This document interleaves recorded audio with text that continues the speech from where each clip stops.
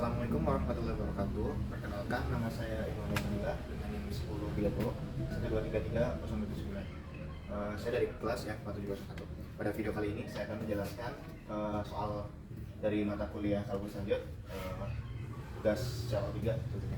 Di sini langsung saja ke soalnya. Untuk nomor 1 kita diminta untuk mencari titik parabola di suatu persamaan y sama dengan x kuadrat ditambah 2x sama 2 yang memiliki kelengkapan terbesar. Oke, dari soal ini bisa kita simpulkan dari persamaan ini kita bisa mengetahui bahwa persamaannya itu merupakan kurva parabola yang terbuka ke atas. Hal itu dapat dilihat melalui koefisien x-nya, melalui koefisien x yaitu x kuadrat. Yang tentunya x kuadrat ya pasti bernilai positif atau x kuadrat ya. Kemudian karena dia terbuka ke atas, kita bisa gambarkan seperti ini. Kita anggap titik kelengkapan terbesarnya itu ada di sini. Kemudian dalam hal ini bisa dikatakan titik yang ditandai ini itu merupakan titik dengan keluhan terbesar. Bisa disimpulkan bahwa titik tersebut adalah titik ekstrim. Titik ini adalah titik ekstrim.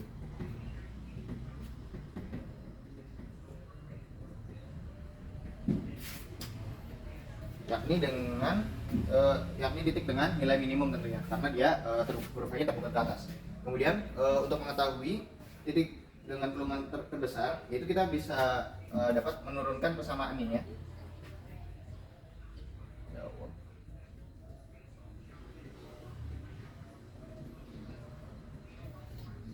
Y aksen sama dengan 2x ditambah 2. Ini kita sudah dapat. Kemudian kita ingat bahwa suatu titik stasioner itu selalu sama dengan 0. Maka 2x ditambah 2 itu sama dengan 0. Dengan nilai x sendiri yang kita dapat yaitu min 1. Oke, dengan menggunakan uji titik, jika uji titik di sini, uji titik, kita memerlukan turunan kedua. Saya tulis di sini saja. Yaitu misal kita turunkan lagi nilai aksen ini, kita dapat nilainya itu 2. Dengan menggunakan uji titik, kita mengetahui nilai y turunan kedua dari y itu yaitu y sama dengan y aksen sama dengan 2. Kemudian karena nilai aksen sama dengan 2 berarti nilai aksen sendiri itu lebih dari 0, maka bisa dikatakan kurva itu terbuka ke atas, sehingga dikatakan benar bahwa titik tersebut yaitu adalah titik dengan nilai minimum. Kemudian untuk mengetahui titik mana yang terjadinya kelengkungan, kita bisa masukkan nilai x yang sudah kita ketahui dengan menggunakan titik stasioner, yaitu kita mengetahui titik x-nya yaitu x sama dengan -1. Kita masukkan nilai x yang sama dengan -1 ini ke dalam persamaan yang kita sudah ketahui pada soal, itu pada persamaan y ini. Langsung kita masukkan, ini uji titik kita sudah dapat ini ya. Berarti uji titik tadi ya aksen itu sama dengan 0, maka dia sudah ibaratnya terverifikasi bahwa dia merupakan nilai kurva dengan nilai minimum. Kemudian kita masukkan nilai x-nya dalam persamaan ini, y sama dengan x kuadrat berarti min 1 kuadrat ditambah 2 kali min 1 ditambah 2. Kita mendapatkan hasil min 1 dikurangi min 2 ya. Kurangi min 2 ditambah 2. Kita mendapatkan hasil yaitu min 1. Oke, kita udah dapat sehingga kita udah dapat titik x-nya itu min 1 dan y-nya itu sama dengan 1. Maka dari sini kita bisa simpulkan bahwa titik terjadinya kelengkungan terbesar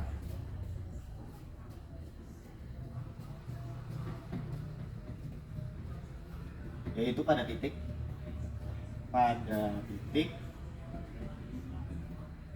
min 1,1 ya. Jadi terjadinya titik dengan kelengkungan terbesar di sini itu bernilai pada titik min 1,1. Kemudian mungkin ini sedikit tambahan, jika ingin mencari berapa sih nilai kelengkungannya di titik min 1,1, kita menggunakan persamaan kelengkungan yang diketahui yang cuman y-nya. Misal ini opsional saja. Misal kita besar kelengkungan di sini, besar kelengkungan itu K sama dengan rumusnya dengan nilai mutlak dari y aksen per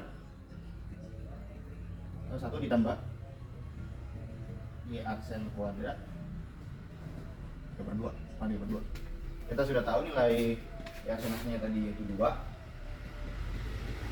Ini 1 ditambah Y aksen itu tambah 2. Dengan nilai X yang udah kita tahu yaitu min 1. Kalau saya langsung masukkan saja nilai X nya itu 2.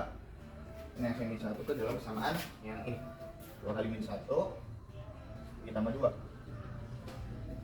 pangkat 2 pangkat 3/2.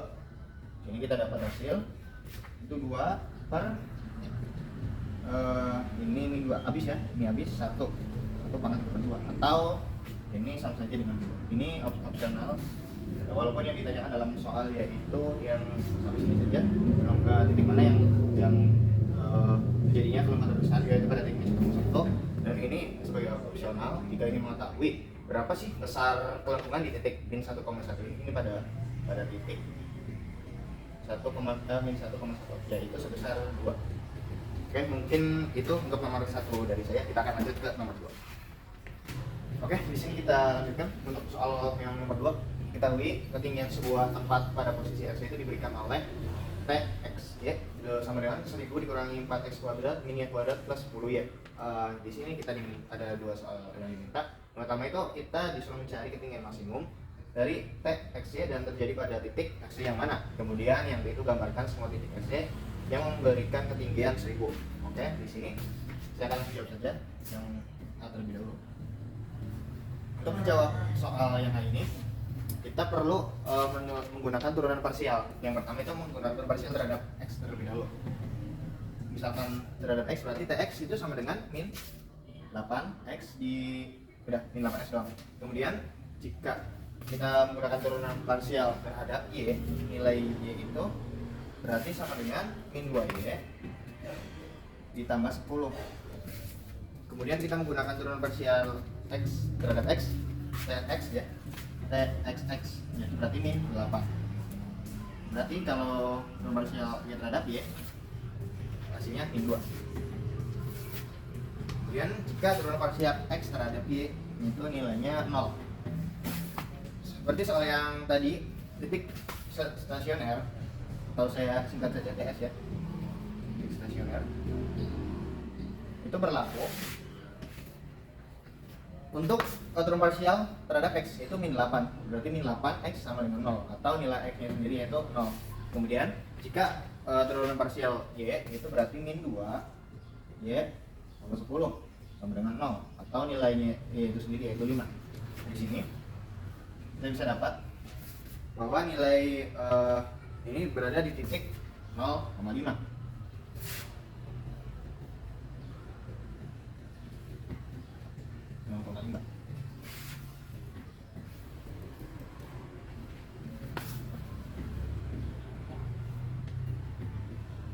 Oke, step selanjutnya kita menentukan ketinggian. Kita bisa langsung menentukan nilai ketinggian maksimumnya. Di sini saya lanjut di sini saja ya. Ketinggian maksimum.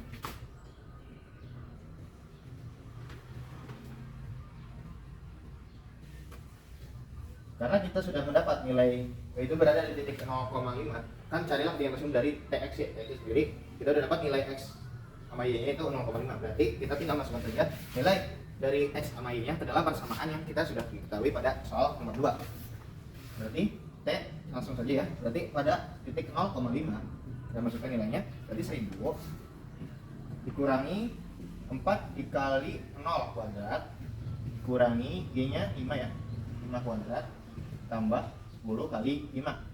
Kita mendapat hasil di sini 1000 dikurangi 0 dikurangi 25 ditambah 50, atau sama saja hasilnya yaitu 1025. Oke, jadi kesimpulannya untuk soal yang nomor A, mungkin saya akan menjawab soal yang untuk menggambar ini persamaan ini di selanjutnya tanpa menulis penuh. Jadi kesimpulannya untuk yang ditanyakan pada poin A di sini, jadi ketinggian maksimum adalah 1025 dan terjadi pada titik S, Y itu sama dengan 0,5. Oke, kita akan menjawab soal B di video selanjutnya. Oke, lanjut untuk menjawab soal poin B. Di sini kita diminta untuk menggambarkan semua titik S, Y yang memberikan ketinggian 1000. Jadi nilai TX sendiri kita udah diketahui di sini, yaitu 1000. Atau bisa kita tuliskan di sini bahwa TX itu bernilai 1000, maka 1000 dikurangi 4x kuadrat min y kuadrat plus 10y itu sama dengan 1000. Atau kita bisa lihat ini habis ya. Kita mengurangkan 1000 di kedua ruas kiri dan ruas kanan. Ini habis. Ini berarti nilainya 4x kuadrat min y kuadrat plus 10y sama dengan 0.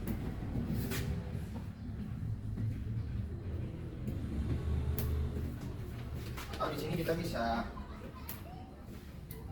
berat di sini min y min 5 kuadrat sama dengan ditambah 25 ya. Ya, sama 0. Kemudian kita pindah ruaskan min 25 ke ruas kanan. Jadi kita mengurangkan di ruas kiri dan ruas kanan itu min 25, maka akan menghasilkan nilai y min 5 kuadrat sama dengan min 25 ya. Oke. Di sini kita kali negatif untuk menghilangkan nilai negatifnya, itu berarti 4x kuadrat ditambah y min 5 kuadrat sama dengan 25. Oke, di sini jika kita pindahkan nilai 25-nya atau kita bagi masing-masing ruas kiri dan ruas kanannya itu 25, maka kita dapat yaitu 4x kuadrat per 25 ditambah y min 5 kuadrat per 25, dan ini sama dengan 1. Nah, dari persamaan ini kita ingat, persamaan ini merupakan suatu persamaan atau rumus dari elips. Atau ya rumus atau persamaan elips ya, rumus atau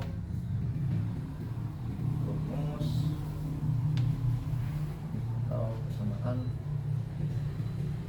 elips. Di sini kita ingat bahwa rumus atau persamaan elips itu sendiri itu x min a kuadrat per p kuadrat ditambah y min b kuadrat per q kuadrat sama dengan 1. Nah, ini rumus dari persamaan, rumus atau persamaan dari suatu elips sendiri. Berarti dari persamaan ini kita dapat bahwa pada soal B kita akan menggambarkan sebuah elips. Di sini kita bisa sederhanakan. Saya akan lanjutkan di sebelah sini. Dengan untuk menghilangkan nilai 4-nya, kita bisa membagi dari x itu ada pecahan ini dibagi 4 ya, berarti x kuadrat per 25 per 4 ya, ditambah y min 5 kuadrat per 25 sama dengan 1. Kemudian kita sudah mengetahui sebelumnya rumus atau persamaan saudara sendiri itu seperti ini. Lalu karena penyebutnya itu per nilai kuadrat, sini kita bisa sederhanakan jadi x kuadrat per di sini berarti kan 25. Akar dari 25 sendiri itu kan 5 per 2 berarti kan 4 ya. 5 per 2 ditambah y min 5 kuadrat per 5 dan dengan 1. Oke, dari sini kita bisa ketahui bahwa radius sumbu x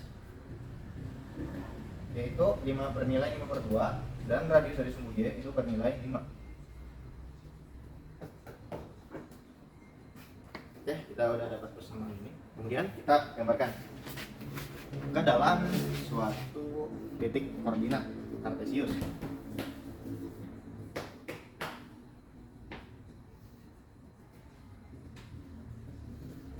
Di sini diketahui bahwa radius pada sumbu x itu sendiri yaitu 5 per 2. Nah, rapi.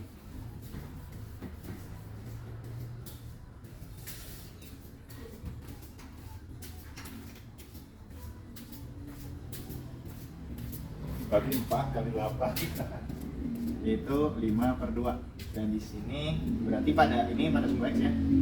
Dan ini pada sumbu Y. Di sini min 5/2. Kemudian radius sumbu X Y, radius pada sumbu Y, ini sumbu ya, sumbu Y itu 5.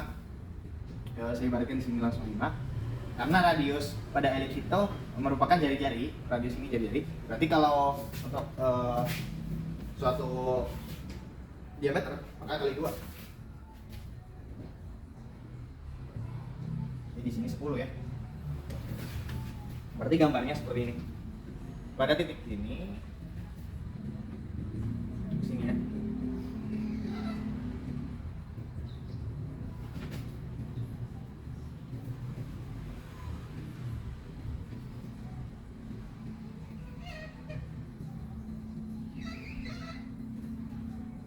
Intinya seperti bola rugby gitu.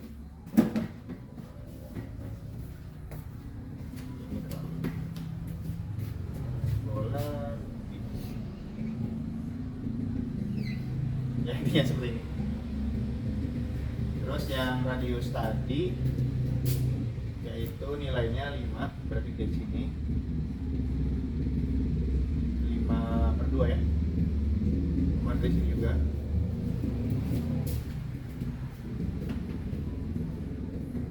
itu bernilai min 5/2. Oke, mungkin itu saja dari saya. Apabila ada penjelasan atau jawaban yang kurang benar, saya mohon maaf. Bila taufiq wal hidayah. Wassalamualaikum warahmatullahi wabarakatuh.